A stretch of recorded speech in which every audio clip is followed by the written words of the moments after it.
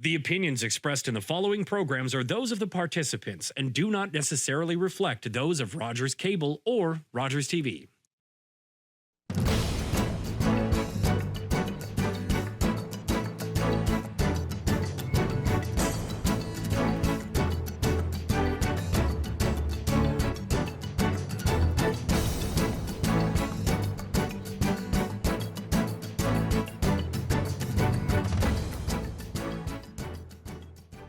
Good afternoon, everyone. On behalf of the Saskatoon Council on Aging and the Saskatoon Area Branch of the National Association of Federal Retirees, I welcome you to this Provincial Election Town Hall on issues affecting seniors in Saskatchewan. My name is Ken Ponticus, and I'll be serving as the moderator for the formal part of this forum. We're happy to see so many of you have joined us this afternoon. And in addition, more people will be able to watch this forum from their homes beginning later this week on Rogers TV through their community and YouTube channels. And I'll talk later about when you can actually see those shows. For those of you who have cell phones, I'd ask that you turn them at least into silent or turn them off. And if you're looking for washrooms during this afternoon's event, they're found across from the Boomtown Cafe, just outside the entrance to this hall. We'll be having a 2-minute, and I really mean 2-minute stretch break after the opening statements. But if during the next 2 hours you need to visit the washroom, have a smoke break, or get some more coffee, please do so quietly. You can do that, but make sure that you're not disrupting other people in the room who are going to be watching what's going on here on the stage. Now, before we begin, I want to acknowledge that we are gathered today on Treaty 6 land, and that all people here are beneficiaries of this treaty. I also want to acknowledge that this is the homeland of the Métis. We pay our respect to the First Nations and Métis ancestors of this place, and we reaffirm our relationship with one another and our commitments to moving forward in partnership and in the spirit of reconciliation and collaboration with Indigenous nations. Now, the United Nations declared 2021 to 2030 as the decade for healthy aging in 4 action areas of focus. These areas are, first, combating ageism; 2, creating age-friendly environments; 3, providing integrated care; and 4, ensuring long-term care as needed. Demographically, seniors are projected to form a larger share of the population as more of the baby boom generation enters this population cohort. Not only do the baby boomers represent a large number of people, but we are also living longer. Today, our speakers will give us an opportunity to learn how Saskatchewan's 6 registered political parties prioritize and respond to the issues and programs that have direct implications on the quality of life of Saskatchewan's older adults. They've been asked to provide their perspectives of the role of our provincial government in playing a role in meeting the needs of Saskatchewan seniors. Now, we're pleased that 6 of the 7 parties responded to our invitation to take part in this town hall today. The 7th party actually was going to. The 7th party was to attend, but the speaker who was to come just called in this morning sick, and one of our parties hasn't arrived yet. So we're hoping that the participant will come before the end of the session, and if they do, they will invite them onto the stage. So we're going to have a rare opportunity today to not only hear from the political parties currently represented in the Saskatchewan legislature, but also hear from these parties who are not represented and who are running candidates in the next provincial election. So let me introduce our panelists today, and these are in alphabetical order in relation to their party affiliation. First, from the Buffalo Party of Saskatchewan, Mr. Tony Ohlenberger. He's a Saskatoon Regional Director. From the New Democratic Party Saskatchewan section, Mr. Matt Love, who is the opposition critic for seniors and education and the MLA for Saskatoon Eastview. From the Progressive Conservative Party of Saskatchewan, Ms. Rose Bushhold, leader of the party and candidate for the constituency of Humboldt-Watrous. From the Saskatchewan Green Party, Ms. Naomi Hunter, leader of the party and candidate for the constituency of Saskatoon-Riversdale. From the Saskatchewan Party, the Honourable Tim McLeod, the Minister of Mental Health and Addictions, Seniors and Rural and Remote Health, and the MLA for Moose Jaw North. And we're still hoping that maybe someone from the Saskatchewan Progress Party will join us today. Because of the number of panelists involved, this town hall will not be a debate among the parties, but rather we will hear presentations and explanations from them on their platforms and positions. Each party will have 4 opportunities to speak in the next 2 hours. Each representative will have 5 minutes, first of all, to introduce their party and to present their perspectives and proposals on seniors issues in Saskatchewan. During the formal part of this program, we'll not be taking questions from the audience. Rather, we have formulated 3 questions on specific matters affecting older adults. Each party will have 3 minutes to respond to these questions. The parties received these questions about 2 weeks ago. This was done to give them an opportunity to consider how they would respond. Our expectations in taking this approach are that the responses will be more thought out than if the questions were simply sprung on them this afternoon. Our objective is not to catch any of the panelists off guard, but rather we want to give the opportunity for each of them to prepare answers which fully reflect their party's thoughts and issues, and for you to consider as you contemplate how you will vote in the next election. During the next 2 hours, you may not agree with everything you hear from the political parties' presentations. Nevertheless, we ask you to listen respectfully to what each representative has to say and consider how their positions and proposals affect Saskatchewan's older adults. Now, following the formal presentations beginning around 4 o'clock, you'll have an opportunity to take part in an informal and unstructured networking session where you can share your impressions of what you heard with the other members of the audience. We have invited the representatives of the political parties to take part in this networking session.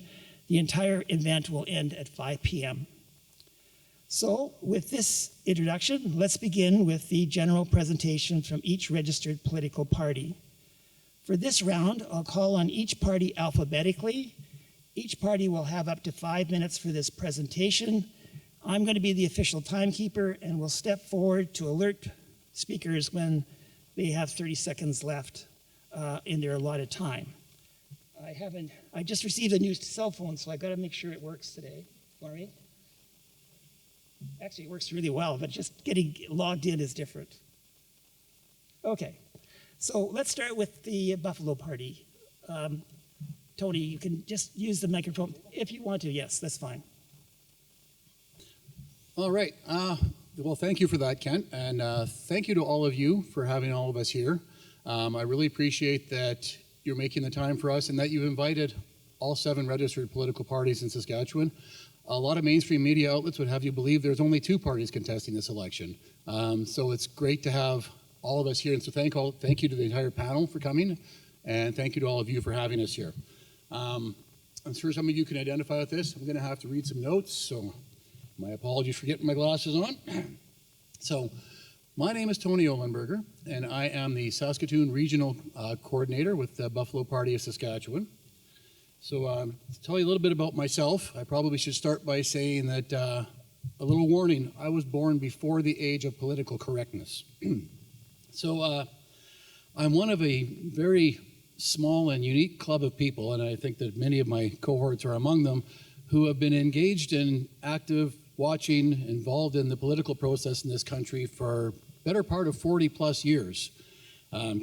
Probably tells you why I didn't get a lot of dates in high school. But the reason I got interested in politics at such a young age was because of someone named Trudeau. Now, I think some of you people in this room might be old enough to remember the name Pierre Elliott Trudeau. It was thanks to Pierre Elliott Trudeau that I learned the meaning of the term, although you may not be interested in politics, that doesn't mean that politics is not interested in you. And I found that out good and hard because those of you who do know the name Pierre Elliott Trudeau might remember the national energy policy in the early 1980s.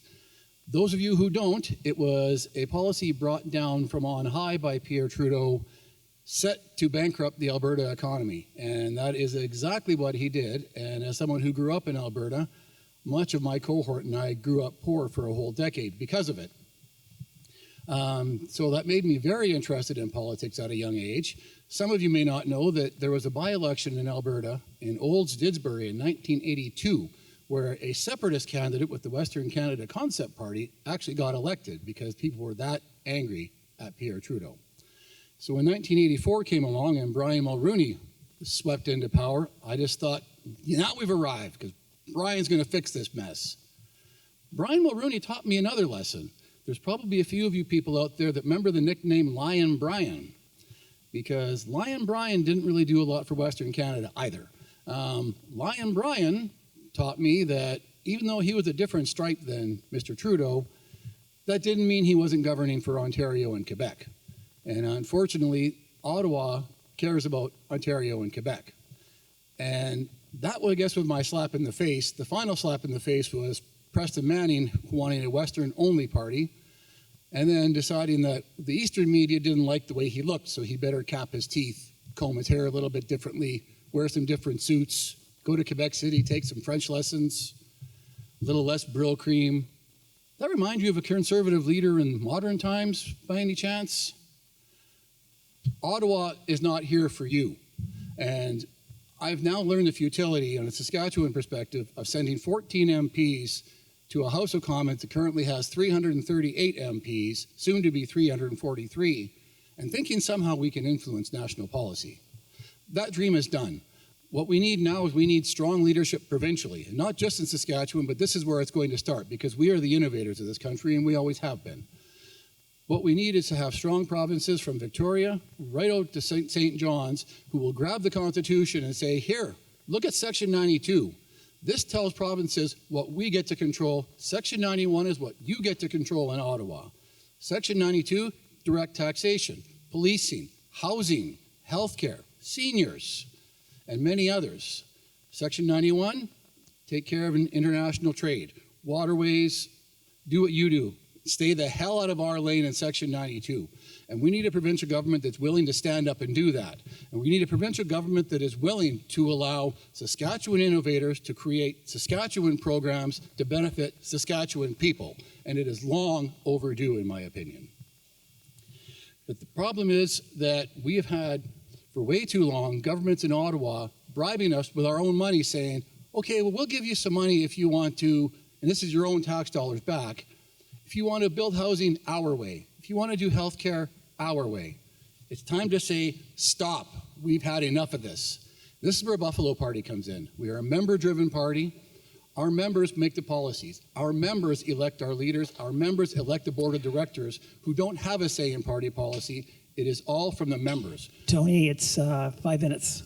Can I wrap it up? Great. We're a party who's here to listen. We're a party who's here to stand up for Saskatchewan. And I invite you to stand with us. All right, now we'll have the representative from the New Democratic Party Saskatchewan section. Well, good afternoon, everybody, and thanks, Ken. I'm Matt Love. I'm the opposition critic for seniors and the MLA for Saskatoon Eastview, where I'm raising a family with my wife. We're raising 3 kids. We've been there for 11 years, and I'm honored to represent the good people of Eastview in the legislature. I want to thank the Council on Aging, federal retirees, our hosts here at the WDM, as well as my fellow participants on the panel, and all of you, the attendees, and it's so great to see so many familiar faces here from Saskatoon. Thanks for joining us. I'm honored to gather here on Treaty 6 territory and homeland of the Métis to discuss where we've been and where we need to go to build an age-friendly province and improve the quality of life for older adults in Saskatchewan. Saskatchewan New Democrats have been working hard to listen to the concerns of Saskatchewan people like you. And the number one thing that we are hearing over and over is that it is time for change in Saskatchewan. Folks of all ages are struggling with the cost of living, but especially older adults, many of whom are on fixed incomes, who are struggling to afford the necessities of life. Things like groceries, rent, medication, and so much more. Now, while Scott Moe and the Sask Party have raised your taxes, they introduced a budget that had 32 new tax and fee increases, as well as increasing your utilities. We have a plan, the Saskatchewan NDP, to make life more affordable by pausing the fuel tax for 6 months, removing PSD from your grocery bill, and not raising your taxes for a 4-year term. Now, we're also hearing that people in Saskatchewan want our province to get out of last place in healthcare and education, and we believe that you deserve better. Older adults are concerned about their kids and their grandkids and the state of our classrooms. I hear that all the time in the doorsteps in Eastview. In the last 10 years, we've gone from first in the country for education funding, and this year, as more students come back to school, we are dead last. In the last 7 years, we've added 15,000 new students and just 1 additional classroom teacher. Saskatchewan New Democrats have a plan to invest in our classrooms, get us out of last place, and bring in the supports that our students and our teachers need and deserve. Now, we're also last place in healthcare, and many seniors that I talk to are frustrated with having the longest wait times in the entire country for key surgeries. You deserve to have the care you need, where you need it, and when you need it. And we have a plan to staff up in healthcare, including retaining our valued healthcare workers by working together with nurses, doctors, care aides, and all those other healthcare workers to bring back a respectful relationship with those working on the front lines. We also have several commitments that are specific to older adults that I'd like to share with you today, and I know we're going to discuss these as part of this panel. Saskatchewan New Democrats will appoint a seniors advocate to work with older adults in collaboration. This should be a nonpartisan, independent office of the legislature, just like the Ombudsman, just like the Auditor, and just like the Advocate for Children and Youth. This is a position that should not be tied to a political party, but a truly independent office. Now, we've been hearing this call from older adults for more than a decade, and we've always supported that call. But I want you to know that we won't make you wait any longer. A Carla Beck NDP government will get the job done and deliver a seniors advocate for Saskatchewan. We've also heard on the calls to expand and improve home care and home supports so that older adults can age in their homes and communities, and an NDP government will deliver. We know home supports are crucial to improving the quality of life for seniors, and it's a wise use of taxpayer dollars. Providing care at home is far more cost-effective than institutional care, and the outcomes for seniors' health and quality of life are immeasurable. You can also expect that a Carla Beck NDP government will improve the standards and staffing in long-term care and personal care, and will pass legislation to protect the rights of seniors and residents in care. Friends, there's a growing momentum in our city and across the province, and I feel it every day. After 17 years of broken promises, people are tired of a government that fails to deliver. It's time for change. You have an opportunity to bring in new energy, new ideas, and a new approach to getting Saskatchewan back on track. Thank you for the opportunity to share our vision for Saskatchewan and for positive aging in our great province. I look forward to the discussion and hearing more from those parties who are here today. Thank you. That was exactly 5 minutes.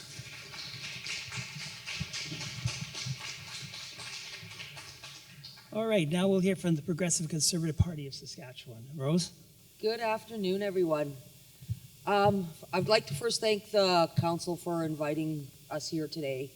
And most of all, I'd like to thank all of you in this room. Without your attendance, this wouldn't be possible either. So thank you to all of you who are actually interested in politics and seeing how we can move forward in the future. My name is Rose Bushell. I am the leader for the Progressive Conservative Party of Saskatchewan. I'm also the candidate for Humboldt-Watrous constituency. I am a mother of 3 children, 2 amazing grandchildren, and I have to say the political process when raising a family isn't always the easiest, but we always find a way to make it work.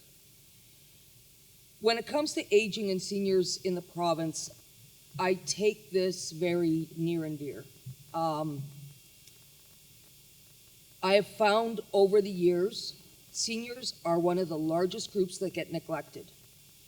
I got to witness this firsthand with my father when he had a stroke, which ultimately he ended up passing away from. I kept him at home as long as I possibly could before he had to go into a nursing home. So when I look at standard of care, I think we can do so much better. And not just in nursing homes, but how we treat seniors and people in general in this province. Too many times I witnessed people getting overlooked, families in the store putting healthy food options back on the shelf because they're looking at their kids saying, we can't afford this. And this is done through inflation, tax increases, and a tired government who doesn't care about you or anybody else. They care about themselves, they care about lining their pockets, and they care about their friends. Anybody else in this province does not matter. And we are here to change that. There's definitely a need for an advocacy group, but the Progressive Conservative Party will even go one step farther and start a new ministry that will not only help seniors, but it will also look at other groups that are highly marginalized, and that is the disabled of all disabilities, as well as veterans. And people will say, well, Rose, you know, veterans is a federal issue. Well, I look at it as the federal government isn't doing anything for them, so maybe it's time we start taking care of them ourselves. And this is something that we are able to do because a lot of these veterans also fall in with disabled as well as the senior groups as well. And coming from a large amount of my family in the past being military, to me that's very important that they get taken care of too. They should never be told you were asking for more than we can give. To me, that's not an answer. So we can give them a lot more, and they deserve a lot more. The seniors of this province have helped build and shape this province to where it is today. So I have to ask, why have they been neglected all these years?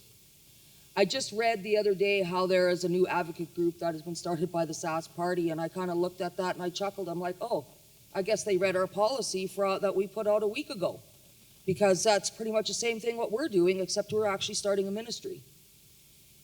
The Progressive Conservative Party of Saskatchewan not only has a plan and solutions on how to fix problems within this province, and that is a healthcare system that is not only just on life support, it's almost flatlining, an education system that is failing. Not only do we have the plan to help fix this, we have got a plan with the means to pay for it. It is great to talk tax cuts, and it's a perfect election promise, but at the end of the day, you have to sit down and really open the books, because if you start cutting too many taxes, you have to start cutting programs, and you can't afford to cut some of these very vital programs. People should not have to wait for doctors or any kind of health care for that matter. People should not have to pay PST on healthy food options. These are all things that the Progressive Conservative Party plans to do. And so with that, I look forward to this discussion today. I look forward to hearing the ideas that the other parties have. And just remember that when it comes time to vote, as much as I'd like to say vote for me, vote for our party, just remember, go out and vote. Exercise that right. This election, more than any other election, is so important because it is time for a change. It is time from a tired government who looks after nothing but themselves and their friends and not you. Thank you.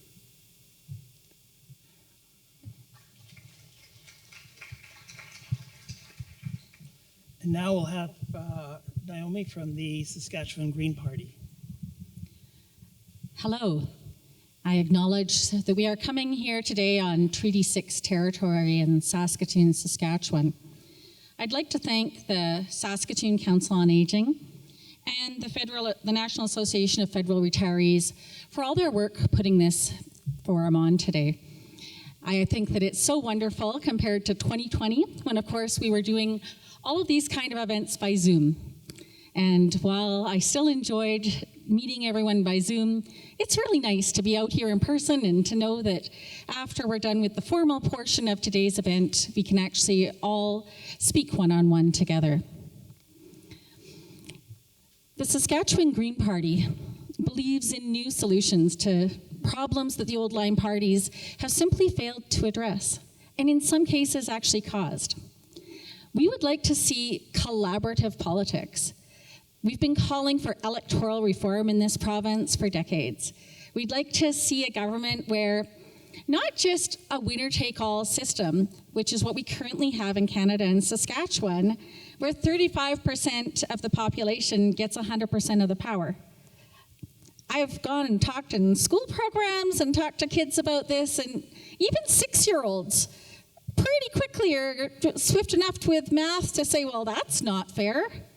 You know, if I'm sitting in a circle here with 10 kids and 3.5 of them decide that we all want to eat apples, and everybody else has a variety of other things they'd like to eat for snack, it's not really fair that 35% get to decide that we're all eating apples. The Saskatchewan Green Party would like to see a government like what we see in Europe, where everyone at this table would actually be represented in government, because that's actually how people vote. We want to see an end to the housing crisis, and we have solutions to make that happen. Right now, Saskatchewan should have housing-first policies to get people off of our streets. So many people are one paycheck away from ending up homeless. One of the things that I do with a lot of my spare time, both myself and our party president, Barry Dickey, will round up volunteers and we help move people into stable housing, or people who are already on the verge of homelessness, help move them from one place to another, because one of the issues with poverty is that instability. And one of the things that's been more and more disturbing to me over the last 17 years is that I'm seeing more and more aged people ending up in that situation where they need help moving, because it's so hard to find affordable housing right now that's safe and good. So people just end up moving from one inadequate facility to another. We need to look at how we can actually solve some of the problems that we see for all of us in society, but I do have to say that seniors have a special spot in my heart. I worked for many years as a specialist teaching fitness programming for people who'd had heart attack and stroke. I worked for the Arthritis Society of Saskatchewan down in Regina and worked at Wascana Rehab and pretty much every city and community association, city facilities that there were, providing programming to help people who doctors had told, you need to get active or something is going to go even worse with your health. And one of the things that I found over and over and over again is that my programs had limits on how many people could come in. There were hundreds of people applying for 10 spots in an hour-long program. It was inadequate. It didn't actually serve the needs of everyone who needs this kind of programming. And if we don't address health issues at the root cause with proactive solutions to make sure people don't require emergency care, we end up with all of society paying a very expensive price tag. Right now, our health system pushes people into needing acute and emergency care.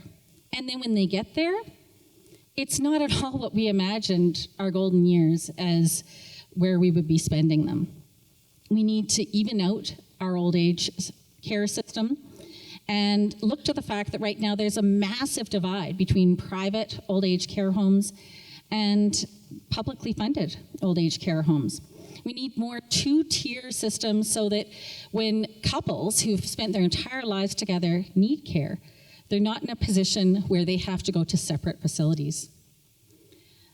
We need new solutions. We need to look at solving the climate crisis and fixing our healthcare system. And the Saskatchewan Green Party is ready to do that. Thank you very much.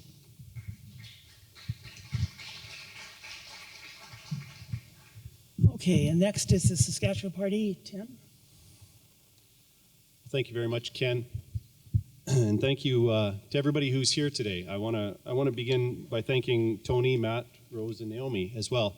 This is an intimidating process. I don't know if you guys know that, but seeing all of you look back at us is it's not easy to be up here. And I want to thank my colleagues for joining me up here today. And I want to thank the Saskatchewan Council on Aging and National Association for Federal Retirees for hosting this today and giving us an opportunity to highlight the significant investments that the Saskatchewan Party government has made and will continue to make in supporting health and the well-being of our seniors. When the Sask Party was first given the honor of forming government, Saskatchewan did not have a strong and growing economy like we have today. But together, the people of Saskatchewan have built a strong and growing economy that enables us to invest in important public services, including those available for older adults. Notwithstanding the fact that Saskatchewan is tied for the lowest inflation rate among provinces, we recognize that affordability can be a challenge for older adults. And that is why we put in place many affordability measures for seniors that we continue to build upon.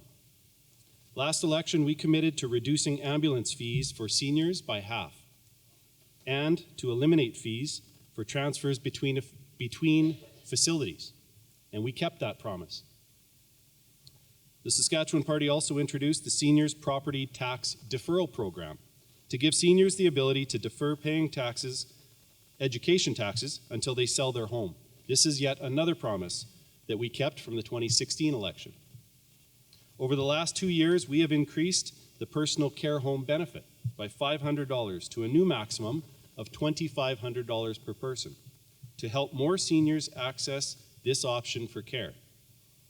This is yet another promise that we kept from the 2011 election, and we have built on throughout our time in government. When you make your decision and vote this fall, ask yourself, who will strengthen and grow the economy so that we can continue to invest in our seniors? What is the Saskatchewan Party's record, and what is the NDP's record from when they were in government? It is often said that past behavior is the best predictor of future behavior. So what did the NDP government do when they had the opportunity? They froze the seniors' income plan for lower income seniors at $90 a month for 16 years. And they closed 19 long-term care facilities. The Sask Party has quadrupled the seniors' income plan since we were first elected, and we have built 15 long-term care facilities across Saskatchewan in the communities of Shellbrook, Prince Albert, Tisdale, Kelvington, Watrous, Bigger, Kerrobert, Rosetown, Kipling, Radville, Redvers, Maple Creek, Swift Current, Meadow Lake, and right here in Saskatoon. We have 6 more long-term care facilities in various stages of planning and construction. Those are in the communities of North Battleford, Estevan, Grenfell, Lorange, Regina, and Watson. In addition to building long-term care facilities, we're also investing in high-quality care that seniors and their families expect.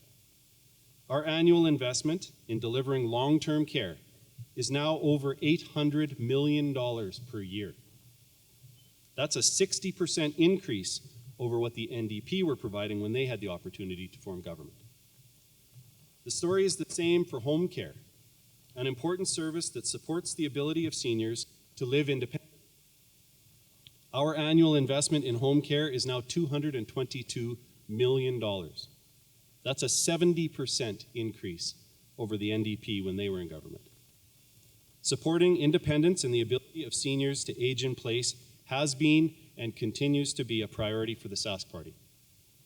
Improving quality of care for seniors has been and continues to be a priority for our government. And supporting affordability for seniors has been and continues to be a priority for the Saskatchewan Party. When you think about who to cast your vote for in the fall, think about how far we have come from the days of the NDP. Under the NDP, we did not have a strong and growing economy that we have today. That strong and growing economy is what enables us to make the important investments in public services, including those for seniors. We can't go back to the days of decline and loss and closures. Thank you for this opportunity to highlight the significant investments that we have made under the Sask Party and that we will continue to make in supporting the health and well-being of our seniors and older adults. We are committed to continue this very important work. Thank you. As I mentioned earlier, 3 questions were made available to the parties about 2 weeks ago. Each representative will have 3 minutes to respond to each question, and I'll step forward about 30 seconds before to tell them that their time is starting to run out. I won't be intervening in any of the speakers if they're not directly on topic. I'll leave it to each of you in our audience to discuss and decide whether the responses in the form and detail are appropriate for the question that was asked. So let's start with the first question, and I'll begin with some introductory comments. Aging in place refers to providing seniors with the health and social supports needed to live safely and independently in their home or in the community for as long as they wish or are able. As they grow older and face activity limitations and declining health, seniors often leave their private family dwellings and live in communal areas like nursing homes, long-term care facilities, and seniors' residence. Also, as they increase in numbers, seniors will place greater pressures on government's housing, health care, home care, transportation, and other support programs. Seniors who remain at home by choice or who are unable to find other forms of appropriate care may rely on younger generations and spouses to provide informal caregiving. We're seeing more intergenerational family relationships where people are not only providing care and support for their young children, but also for their older parents. While government programs exist to support families with young children, what kinds of policy and program supports should provincial governments give to families supporting the care of older parents? In this context, the first question really has 2 parts to it. How should the Saskatchewan government support aging in place? And secondly, and this is the second question really comes out of our experience with the pandemic lockdowns, and how should it enforce safe, affordable, and adequate standards for long-term care?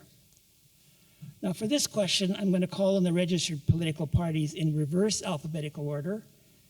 Again, we have not seen a representative from the Saskatchewan Progress Party, so we'll start with the Saskatchewan Party.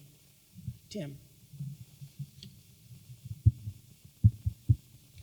Okay, thank you, Ken. To answer this question, I want to start just by highlighting the fact that supporting independence and the ability of seniors to age in place is a priority for your Saskatchewan Party government. That's why we continue to provide $222 million in annual funding for home care for our seniors. 100% of nursing costs are covered, and 96% of all other costs are covered. That's a 70% increase over what the opposition party was doing when they had the opportunity to form government. We've added 120 additional continuing care assistant positions to support the growth in that home care program, all of which have been hired. Another promise kept as part of our commitment to adding 300 of those continuing care aid positions over 3 years. A promise made in our 2020 election, a promise kept. We recently provided $5.1 million funding to boost the individualized funding for home care, providing that program provides more seniors the ability to use optional payments, gives them flexibility for their payments. We've also provided $250,000 each year for the facilitating independence of older adults in the community program, which provides grants to help communities develop new ways of supporting their seniors in their own home. Those grants are provided to the Sask Seniors Mechanism, who I know have joined us here today. Providing access to high-quality long-term care facilities is also a priority for the Saskatchewan Party. That's why we provide over $800 million a year for long-term care. That covers 85% of the costs of delivering that service. That's a 60% increase since we formed government. As I mentioned earlier, we have built 15 long-term care homes and have 6 more under construction. That's in contrast to the 19 that were closed by the NDP. Those long-term care facilities must comply with extensive requirements in legislation, regulations, and policy to ensure safety and quality of care. Long-term care facilities are also subject to inspections, compliance, and monitoring to ensure that corrective action is taken to address any issues that arise. Work is underway to further enhance inspections, including plans to add additional staff to improve compliance tracking for those purposes. The Resident and Family Experience Survey is another important tool that we use so that we may hear from residents and their families. Seniors are always welcome to contact my office to provide feedback and get connected with officials so that we can help address any concerns. The Sask Party is making significant progress on supporting the independence of seniors and improving long-term care, and we will continue to do so if given the honor to continue to form government. Thank you very much. All right, we'll now move on to our next speaker, and that's the Saskatchewan Green Party, Naomi. Hello, and yes, my name's Naomi Hunter, the Saskatchewan Green Party. I actually farm in the summer, help my dad on the farm, and then I have a small business here in Saskatoon in the wintertime. And I would assert that while, yes, there may be long-term care facilities in rural Saskatchewan is suffering from a lack of doctors, a lack of support staff, and a lack of other services that actually make it possible for seniors to remain in place where they actually reside. What this ends up creating is a system where everyone ends up having to move into centralized care in our urban centers, far from family and friends in some cases, and that's isolating for seniors. We need to work on making sure that communities like, for example, Birch Hills, where my farm is, there is a doctor there every Tuesday and Thursday afternoon from 2:30 to 5:30. And if you can imagine trying to make sure that any emergencies happen during those times, then yes, it's possible to stay in place and not move from that community, because there is facilities for seniors, there is independent living facilities, there is long-term care. But unless you have access to a family doctor and other support staff, it becomes very, very hard to remain in place where you actually live. So this is a problem with rural Saskatchewan that then moves into urban Saskatchewan. But in the urban centers, my mother, for example, had 2 strokes last July. And it took, after getting through the doctors, staying in the hospital, and then going to Wascana Rehab, after they released her and sent her home, she was doing quite well when she was getting regular physio, the support that she needed. Once she got home, it took 4 months to get her back into physio. This is a real example. And while she was in care, I heard stories like this over and over. She now has irreparable damage and has lost the use of her left arm. This was completely avoidable. We need to be making sure that we're looking after people and giving them the help that they need when they need it, so that they don't end up in long-term care facilities way before their time. The Saskatchewan Green Party is committed to a guaranteed livable income, so that if people want to stay near their families, family members will have the financial support available to have some income coming in while they look after their beloved family members. Thank you for your time.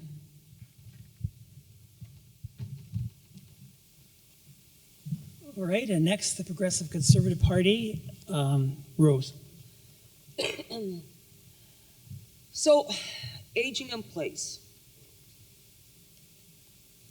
Every single one of you deserve the opportunity, if you're able to stay in your homes as long as possible. Long-term care facilities, assisted living facilities should be the absolute last resort. We need better supports for people to help you in your homes as you need, whether it be having a grant for the kid down the street to help cut your grass or weed your garden. This is all stuff as a government that we can do better for you. shaped this province. You deserve the right to have your independence. Not being moved into a facility that is far from family and friends, where all of a sudden a situation like COVID happens again and now you're forced to die alone. No individual deserves that. This tired government, they put you in that position.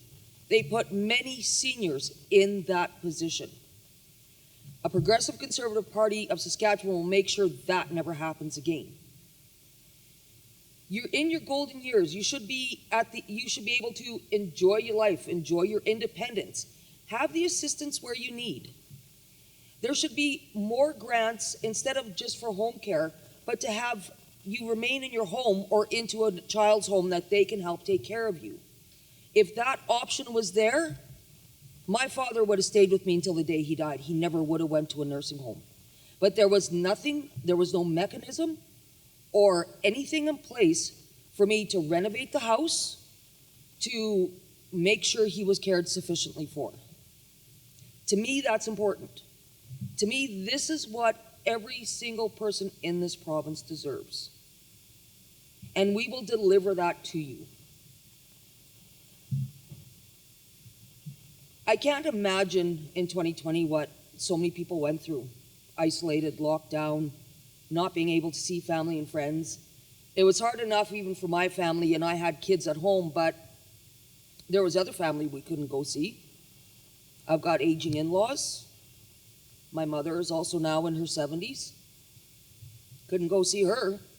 Heaven forbid, because this tired government would give you a fine for doing it. But they are okay with leaving, not letting you have your independence. They like to throw out a lot of fancy numbers to distract you. But the reality is, don't get fooled by the numbers that they're giving you. Start actually looking at what they're offering for those numbers. It is not a lot.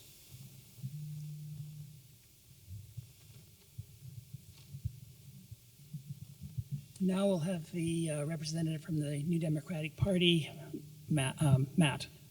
Thanks, Ken. I find myself agreeing with my colleague to the right here on the fact we've got a tired government with some tired talking lines that they've been using for a couple decades already. So I don't want to allow some of these talking points to go unchallenged today. The minister claimed that the Sask party fixed our economy. Well, he should check with former Premier Brad Wall, who thanks Saskatchewan New Democrats for getting the economy on track and establishing the boom that he inherited. So if the minister wants to pick up the phone, he can have that debate with former Premier Brad Wall. I also want to correct the record on some of the history. So in Saskatchewan, a little over a decade ago, we had minimum standards in long-term care. Those were dismantled by the Sask party government, and they were replaced with guidelines for special care homes. Now, as far as those guidelines go that the minister called stringent, the provincial ombudsman disagrees. Now, it's been an honor as critic for seniors to ask questions about this exact topic in question period many times over the last 4 years, and so many times that I can quote the ombudsman word for word. The ombudsman says that those guidelines are, quote, vague and open to wide interpretation.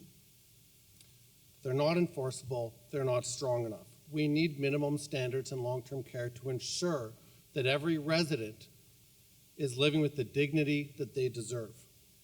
Now, I'm not going to come here and show you a problem without also showing you a solution. This spring in the legislature, I tabled a private member's bill. I brought 5 copies today if anybody would like one. It's called Bill 622, an act respecting the rights of residents in special care facilities and personal care homes. Now, I knew that we wouldn't have time to debate this bill in the legislature, but I brought it forward to show what Saskatchewan New Democrats will do differently. This bill ensures that minimum standards will be created in collaboration with residents and caring providers. It's going to work together with people like you, with older adults, to create minimum standards in each facility and to ensure, as others have brought up today, that partners and spouses are able to age in place together when they're placed in a facility. Now, there's some other stuff that I've advocated for as critic, and near the top of that list has been home supports. So when we talk about aging in place, we know that the vast majority of older adults want to stay at home, age in their communities where they're volunteering, where their families and their friends are. We support that. But I know when I talk to home care staff, they say, and I met with some home care staff just over a week ago here in Saskatoon, and they say that their jobs have never been this hard. It's never been this challenging to provide the care that the patients that they provide care to deserve. So we have some changes that need to take place, and I would say when it comes to aging in place, it's the rights of residents and care that need to be protected, and the level of care that we can provide at home that needs to be expanded and increased.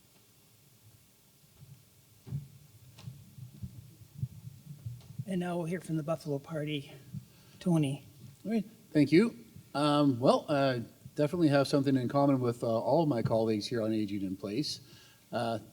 6 days ago, I'm sad to report my favorite uncle actually passed away at the age of 88.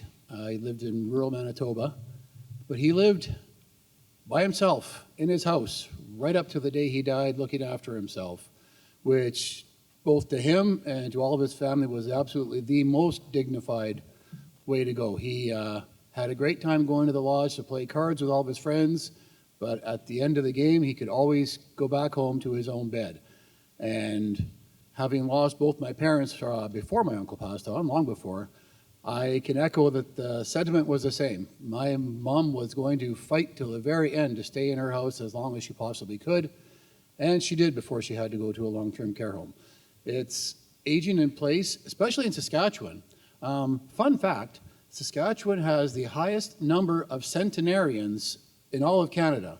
In fact, the numbers I just looked up before we got here, 31 per 100,000 people in Saskatchewan are over the age of 100. That's double the rate in all of Canada. So there is something in the water here that's helping us live to a very ripe old age. And I think that's fantastic because I'm only halfway there. So I better keep drinking the water. Now, the rates of centenarians actually rivals Japan. So we're doing something right here. And I can't imagine retiring at 65 or even 70, thinking I've still got 30 or 35 more years to go and being sent to a long-term care home if I don't need to be in one.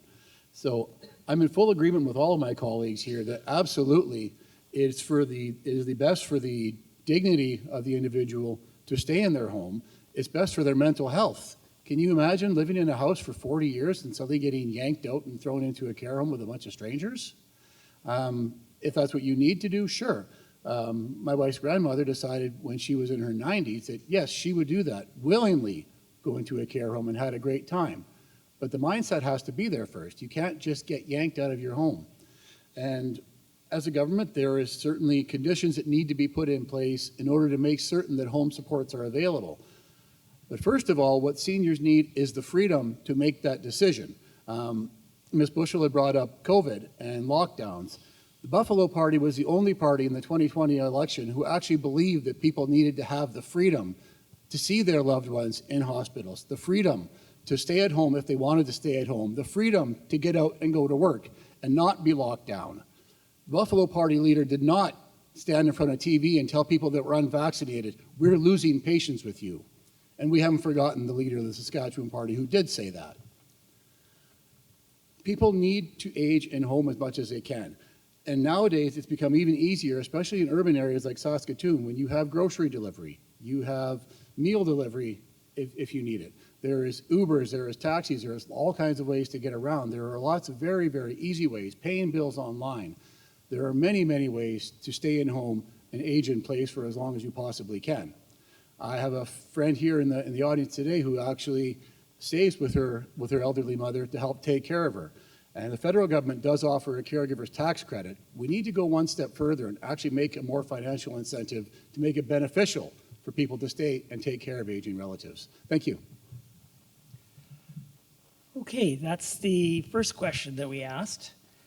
The second question focused on the approach that each party has taken or will take in deciding, developing, implementing, and evaluating provincial policies and programs for Saskatchewan's older adults. More specifically, how will government engage provincial seniors and their organizations in these processes? For example, seniors organizations in Saskatchewan have proposed the establishment of an independent Provincial Seniors Advocate, reporting directly to the Saskatchewan Legislative Assembly and the public rather than through a provincial government cabinet minister. This position would be similar in reporting structure as the current Saskatchewan Advocate for Children and Youth. The Seniors Advocate would report regularly and publicly on the effectiveness and efficiency of existing seniors policies and programs and would identify shortfalls and gaps in serving seniors' urgent needs. So the question that we've put forward is to each of the parties is, do you support an independent seniors advocate to engage older adults in policy and program development that supports age-friendly communities in Saskatchewan? And for this question, I'm going to call on the registered political parties in alphabetical order, beginning in the middle of the list. And again, we don't have representatives from the Saskatchewan Progress Party and the Saskatchewan United Party with us. So we'll start with the Saskatchewan Green Party. Naomi. Hello, and thank you for these well thought out questions. The Saskatchewan Green Party guarantees 100% that we will put in place a seniors advocate to the legislature upon achieving government. We believe very strongly in electoral reform, that we need to do something about the level of corruption that we currently see in Saskatchewan government that has disillusioned voters. There's nothing more heartbreaking to me than when I'm out door knocking and I hear people say they don't vote. 40 to 50% in Saskatchewan in many ridings do not vote. And we'd like to see what we can do to revitalize people's excitement in the electoral process. Who here remembers referendums? Do you remember when you could actually vote on major issues nationally and provincially? Before politicians who'd gotten voted in made policy, they would actually send out referendums, questionnaires, so that you had the deciding factor on whether or not things happened. What happened to that?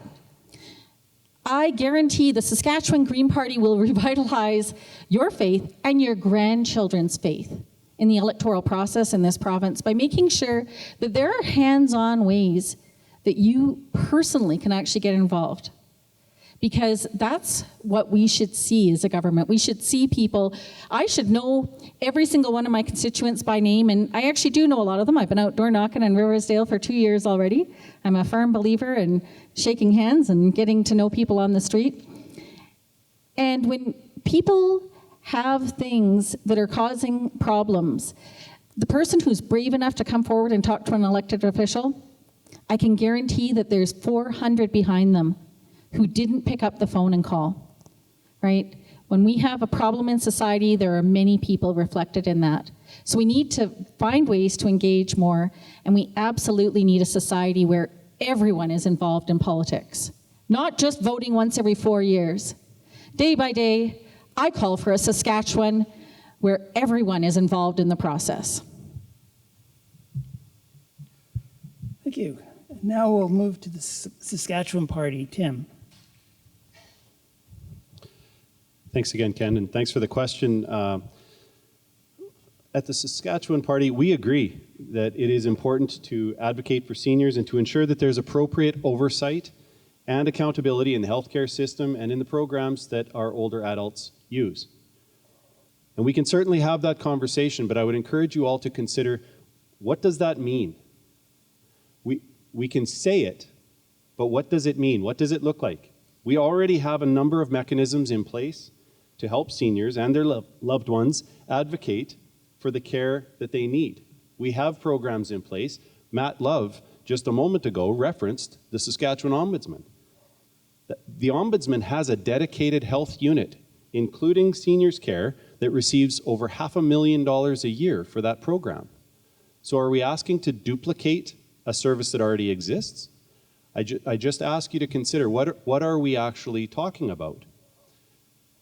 The Saskatchewan Party introduced the minister responsible for seniors because it is important that we hear directly from our senior community. As the Minister of Seniors, I regularly meet with the Sask Seniors Mechanism. I regularly meet with the Saskatoon Council on Aging. In fact, we have a meeting later this week. It's important to me as the minister responsible that there be as little gap between me and the people that we are serving as possible. I would ask you to consider, are you asking for another layer between the ears and the voices? It's certainly a conversation we are open to having because it is critically important that we hear from the seniors that we are responsible for. That is without question. But it's easy to sit up here and make promises for something without a concept of how to pay for it. The Saskatchewan Advocate for Seniors is estimated to cost about $3 million a year. In my mind, that's $3 million that could be invested in our older adults, maybe in a better way, maybe in a more direct way. I would ask you to consider that. It's certainly something that we are willing to have a conversation about, but we are not interested in adding layers of bureaucracy that would make the voice further from the ear of government. We already have quality of care coordinators whose job it is to make sure that the patients and families can contact them and address any concerns that they have and get answers that they need. Thank you.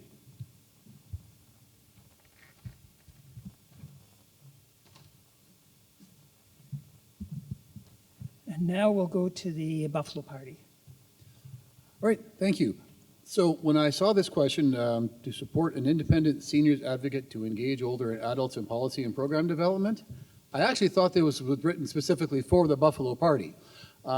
We are a member-driven party, and that is actually our modus operandi, is to talk to our members, to talk to actual people in development of policy. So yes, an independent seniors advocate is right in our wheelhouse. And I actually agree with the Progressive Conservative Party in establishing a ministry of seniors, only for seniors, to advocate for seniors' issues. But remember, all of you in the room already know this, you are your own strongest advocate. Seniors are great voters. Seniors vote in higher numbers than most other demographics, and keep it up. It's only because seniors get active and seniors actually vote that politicians pay attention to them.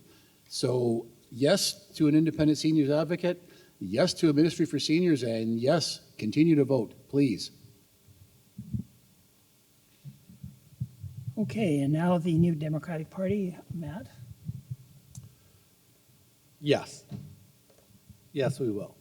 I was clear about this in my introduction. Yes, you can count on New Democrats and Carla Beck to deliver on this. Absolutely.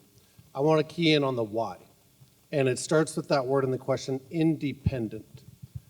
New Democrats believe in accountability, something that this government is allergic to. We believe in accountability for the services delivered, for your taxpayer dollars, for how they're spent, and the quality of services that you get from your provincial government, and we are not afraid of accountability. When it comes to a seniors advocate, it is so important that we have this as an independent office in the legislature. Could you imagine if the provincial auditor wasn't independent, was a minister? We need that to make sure that your tax dollars and government services are done in an efficient and an effective way. Don't seniors deserve the same thing with those services designed for you as you age? It needs to be independent so that they don't report to one political party. And I say this as a New Democrat who wants to form government. We want accountability to ensure that we are doing the best job we can to deliver the services that you need and that your loved ones need as people age in Saskatchewan. An independent seniors advocate will do three things. It will allow for collaboration with older adults to make sure that we get it right, incorporating the voices of older adults in Saskatchewan. It will create visibility for services. One of the biggest challenges I get calls my office is how to navigate a really difficult system for people as they age. It's tough. It's tough to do. And that's probably the number one call that we get is folks trying to navigate a system between long-term care and CPAS assessments and personal care and benefits and figuring it out. We need visibility that an advocate can deliver. And the final thing is accountability.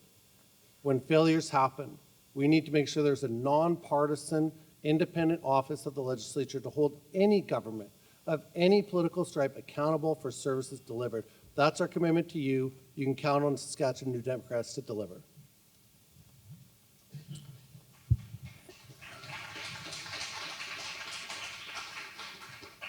And now we'll hear from the Progressive Conservative Party. Rose? Well, well, isn't this a strange turn of events? I actually find myself sitting here agreeing with the NDP. Sorry. The answer is absolutely yes. We support keyword independent. It's made up of even maybe people from this room, not people who are friends of the Sask party. There is the problem. The minute you invite your friends in to become part of an advocacy group, you are no longer removed from the government. A group like this has to be so far removed from the government that the government cannot say, yeah, but if we give you a little bit of this, will you keep quiet? Because this is what's been happening. This is a tired government. This is a government that has just sat up here now and said, no, we're not going to do that. We already have something in place. This should be good enough. What more do you want from us? To me, that just sounded like Trudeau's listening, talking to veterans saying, well, you're just asking for more than what we can give. You deserve better. When you go out and vote, remember that. You deserve better. You need the freedom to advocate for yourself. I'm one that never advocates for myself, and I've been told this many times. My oldest daughter likes to remind me, saying, Mom, if you don't advocate for yourself, no one else will. And this is your time to make sure you advocate for yourself, to make sure that you demand better from any government that comes into power this next election. That you have to advocate to say, this is what you want, this is what you need. We want better mechanisms in place where we can renovate our homes so we can stay there. We want to make sure that if we choose and our children have us in their homes, that they are able to take care of us. We want to make sure that the long-term care homes and assisted living is the last resort unless this is what you want. This is what you deserve. So now it's time to advocate for yourself. Demand better. You deserve better. Good. Well, that is the second question, and we'll move on to the third question. Third question relates to the challenges of ageism faced by older adults, which can occur almost everywhere and can take many forms, including employment, healthcare, and social interactions, in traditional and social media, and in providing overall safety and security. Many employees over the age of 50 can be treated unfairly through stereotyping and generalizing people based on their chronological age. In the workplace, ageist practice de-emphasize seniors' individual capabilities, experiences, and personal attributes.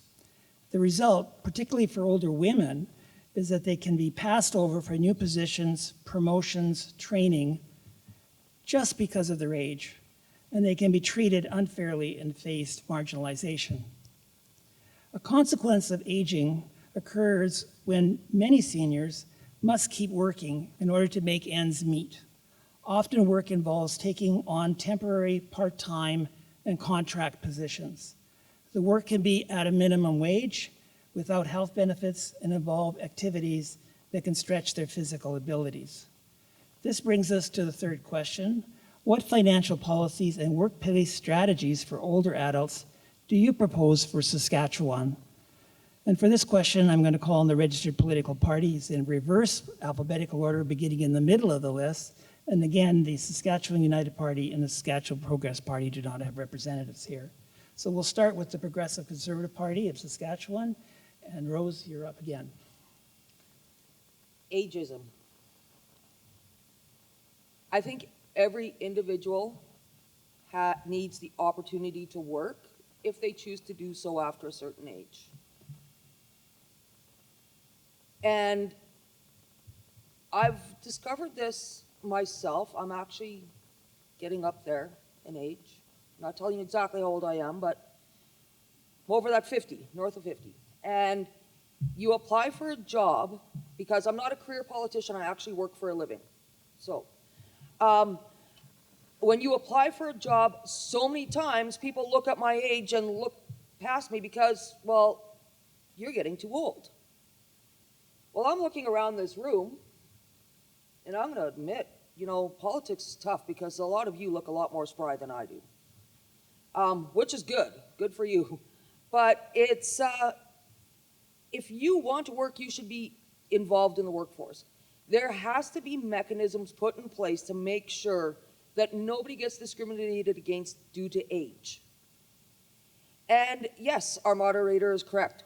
Women have it the toughest. You get to a certain age, you get looked over. In fact, they're starting to look at putting you out to pasture pretty quick. And that's not a position where you want to be sitting at. But definitely, we need to have proper policies in place for older adults who want to continue working. We need to make sure that if we have to implement those policies in the workforce, as a government, we will do it. We're not scared to. Nobody should be overlooked because of age. You have such a wealth of experience that you can offer so many businesses, and far more better than that of just a minimum wage job with no benefits either. I only wished I had a quarter of the knowledge that's sitting in this room right now. Because there's a lot of years here, and you guys deserve the best. You really do. Okay, and now we'll hear from the New Democratic Party, Matt. Well, I want to start by just affirming the basis of this question. I think it's an important one. Something that I've really learned a lot. I want to credit some of the outstanding organizations we have in this province, the Seniors Mechanism, the Council on Aging, the Seniors Association. There's so many that do such a good job advocating, and they really imparted to me early on in this role that older adults are so much more than, their needs are so much more than just in the health system. And that's something I've really learned over the last few years. It's just really important to recognize that older adults work. They volunteer. They're active in their communities. They enrich our communities in so many ways. And I think that that's why this question is so important. But I also want to recognize that something I hear in my office a lot is older adults returning to the workforce. In some cases, they want to. They find enriching.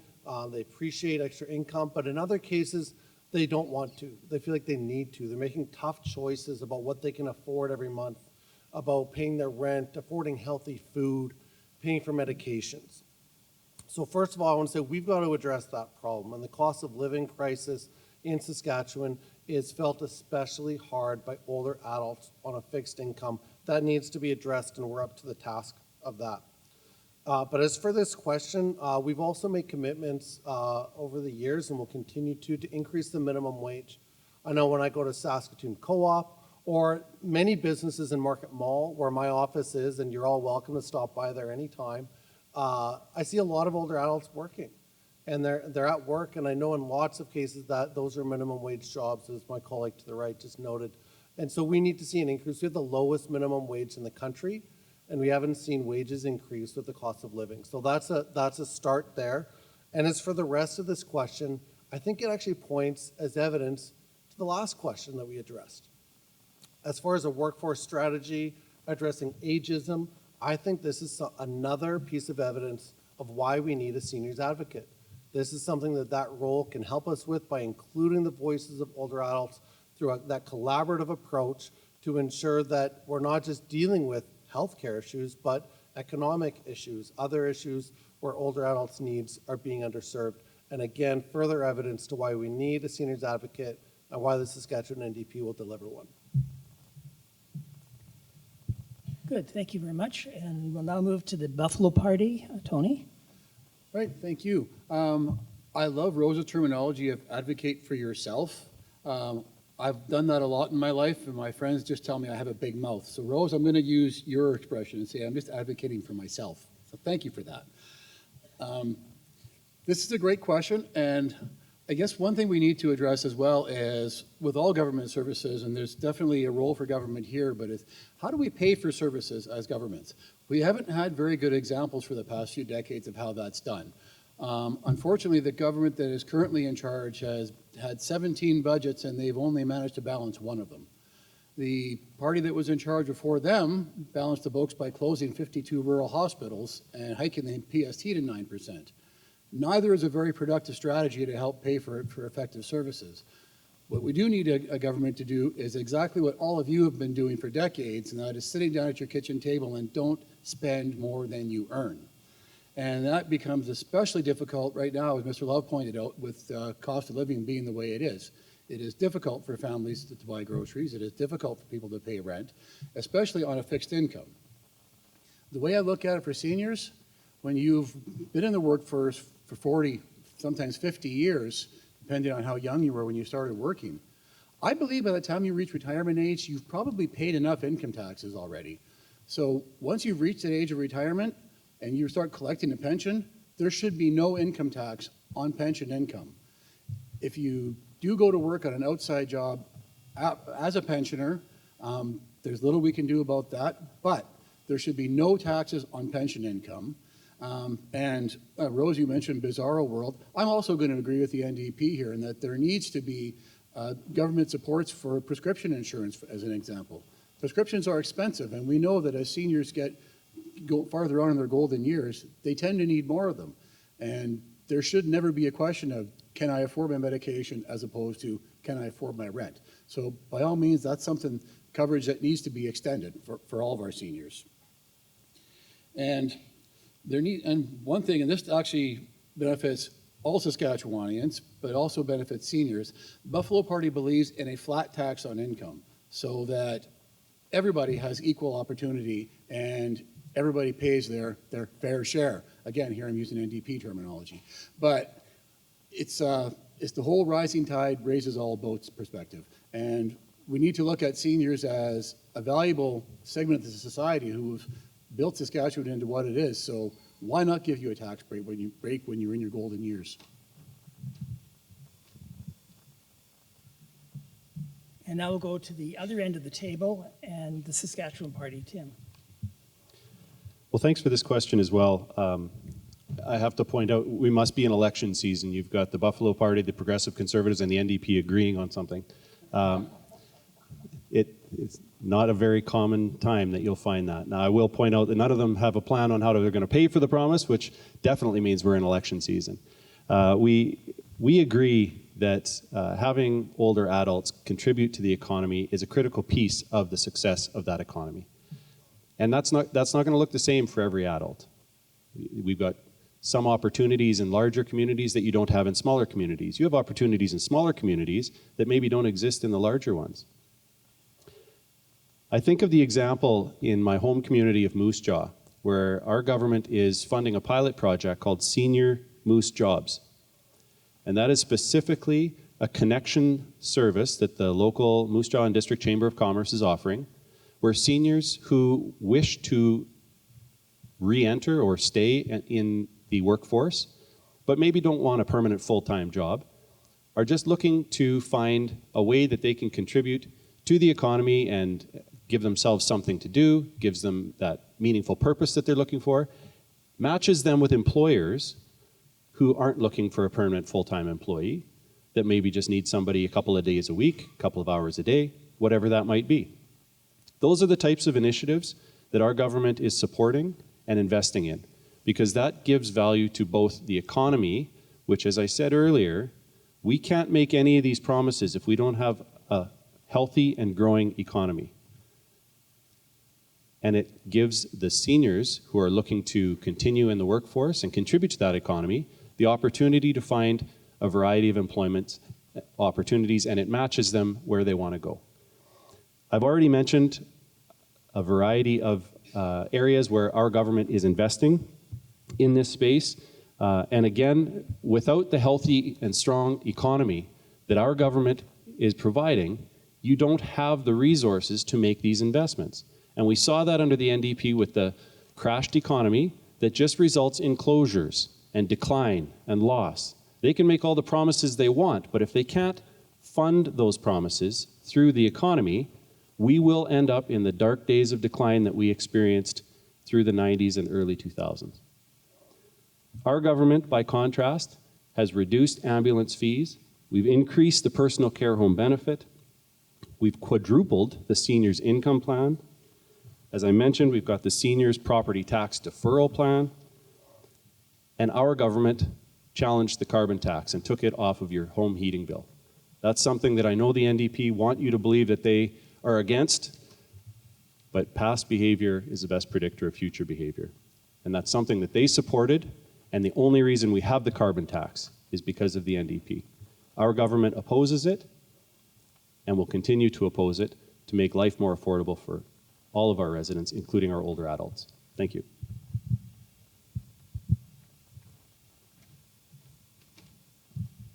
Now we'll hear from the Green Party. Naomi? The Saskatchewan Green Party believes very strongly that when we lift people up who are struggling the most, that actually helps the entire economy. Instead of giant, expensive financial boondoggles like the Regina Overpass, carbon capture and storage plants that didn't work, Diefenbaker Dam expansion project, and last but not least, my favorite, small modular nuclear reactors. Nuclear often goes way over budget, doesn't roll out at nearly the rate that we need it to. And when we look to the East Coast, where there's a similar population to Saskatchewan and New Brunswick, people have been left with a staggering debt. These are the kind of policies that the Sask Party is proposing. The Saskatchewan Green Party instead talks about the fact that what I hear is that there's all kinds of solutions for financial problems that don't involve using money. When people are struggling, when we have an economy that's in free fall and affordability is the worst that it's ever been, the Saskatchewan Green Party will bring in place a guaranteed livable income. We want to get rid of so much of the overhead that's involved, the administration costs with many of our current social programming. Something more like what we saw during the pandemic with the CERB, where those who are needing it the most can get what they need. It's tax negative. So if people receive it and then they may not need that amount, this is something that can be adjusted. But we need to make sure that people have the financial supports that they need. We need to fight ageism and make sure that those that want to work absolutely can, because we're in an economy now where most people are going to change jobs 2, 3, even 5 times in their lifetime. It's not the way it was back in the day. And we need to account for that and make sure that we're looking after seniors as they go through these many transitions. We're prepared to do that. We're prepared to look after people instead of power and money, because really, without people and having the income and the supports that they need, we're never going to be able to look after any of the other things that we need looked after in our society. We're not going to be able to tackle the climate crisis and some of the other problems that the Greens, of course, are incredibly interested in, unless we know that poverty is dealt with in this province. And I would also assert that while many seniors do want to continue working, what happened to the dream of people being able to enjoy their retirement years? Why do I see so many seniors working in jobs that do have unsafe requirements for them? Let's look to a society where we can properly also imagine the kind of dreams that were commonplace even a couple of decades ago. Thank you for your time. I look forward to talking to you one by one during the mingle afterwards. Well, those are the 3 questions that we asked, and we had the opening statements. So this concludes the moderated part of today's town hall. But before moving on to the more informal part, I'd like to be, on behalf of everybody here, thank the representatives from the registered political parties for their presentations. I must say that I was preparing for the worst, that I got the best. So thank you very much for your cooperation and for being on time.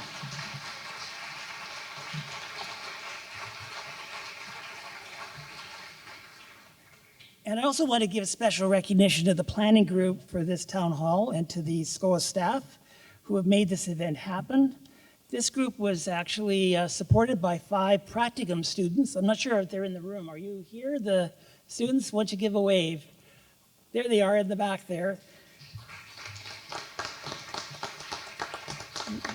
We have 2 fourth-year nursing students from the University of Saskatchewan and 3 social work students from the University of Regina. And I'd like to thank the staff of the Western Development Museum who helped us with the logistical arrangements and facilities for the town hall.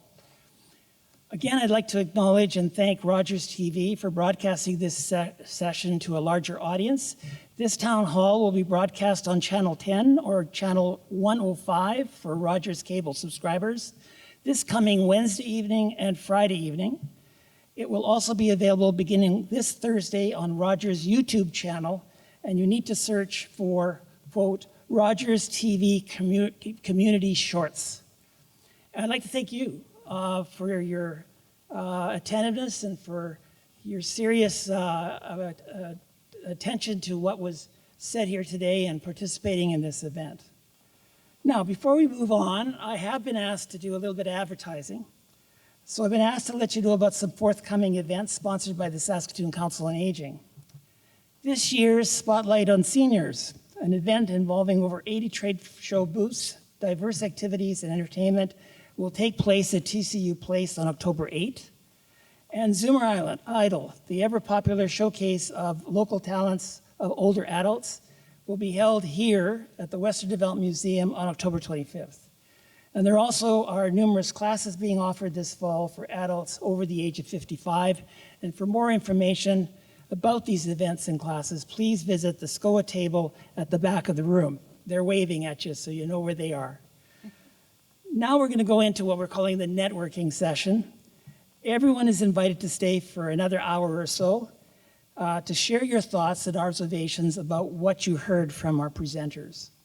As with the formal part of the town hall, your comments will add to our understanding and prioritization of the challenges and concerns and identify reasonable and practical ways of improving the lives of seniors in Saskatchewan.